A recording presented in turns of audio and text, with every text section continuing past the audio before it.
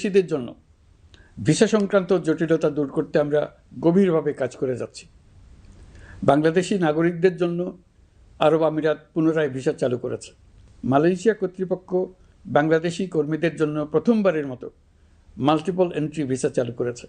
অন্যান্য দেশের সঙ্গেও ভিসা জটিলতা কীভাবে কমিয়ে আনা যায় এ নিয়ে আমরা কাজ করে যাচ্ছি।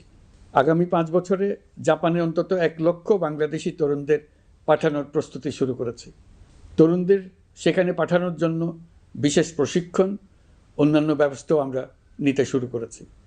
এর পাশাপাশি আমরা ইতালি, দক্ষিণ কোরিয়া, সার্বিয়া সহ বিভিন্ন দেশে দক্ষ কর্মীদের পাঠানোর উদ্যোগ নিয়েছি। সৌদি আরব, জর্ডান, ওমান সহ বিভিন্ন দেশে নথিপত্রের কারণে যে প্রবাসীরা ইরেগুলার হয়ে গিয়েছিলেন তাদেরকে রেগুলারাইজ করার জন্য ব্যবস্থা নিয়েছে। আমরা বিভিন্ন দেশের সঙ্গে বিদ্যমান চুক্তিগুলোকে পর্যালোচনা করে দেখছি যাতে আমাদের প্রবাসী ভাই বোনদের জন্য সেগুলো স্বস্তিদায়ক হয়। দেশে এবং দেশের বাইরে বাংলাদেশের নাগরিকরা যে যেখানে অবস্থান করছে তারা যাতে সব ধরনের নাগরিক সুবিধা পান, আমরা সেই বিষয়ে উদ্যোগ নিয়েছি।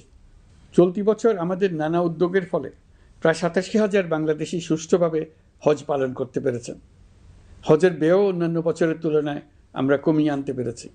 হাজিরা যাতে নির্বিঘ্নে হজ সম্পন্ন করতে পারে সেজন্য লাব্বায়েক নামে অ্যাপ চালু করেছে, যার মাধ্যমে ঘরে বসেই হাজিদের আত্মীয় স্বজন, পরিবার পরিজন তাদের অবস্থান প্রতি মুহূর্তে জানতে পেরেছেন। এই বছর দক্ষিণ এশিয়ার অন্যান্য দেশগুলোতেও আমাদের হজ ব্যবস্থাপনা প্রশংসিত হয়েছে। আগামী বছরের হজ ব্যবস্থাপনা যেন আরও নির্বিঘ্নে সম্পন্ন করা যায় সেজন্য মন্ত্রণালয় এখন থেকেই প্রস্তুতি নিতে শুরু করেছে।